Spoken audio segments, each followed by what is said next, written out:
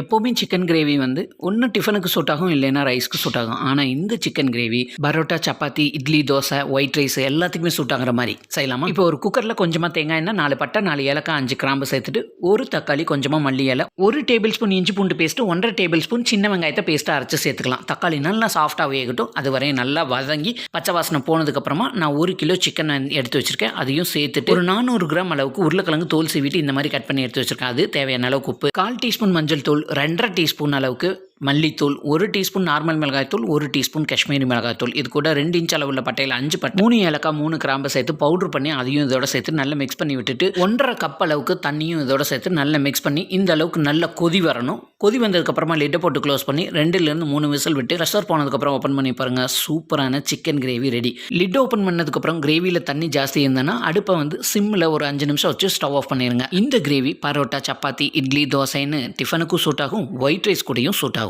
கண்டிப்பாக ட்ரை பண்ணி பாருங்கள். வீடியோ பிடிச்சிருந்தா உங்கள் ஃப்ரெண்ட்ஸ் அண்ட் ஃபேமிலிக்கு ஷேர் பண்ணுங்கள். மறக்காமல் நம்ம சேனலை சப்ஸ்கிரைப் பண்ணிடுங்க.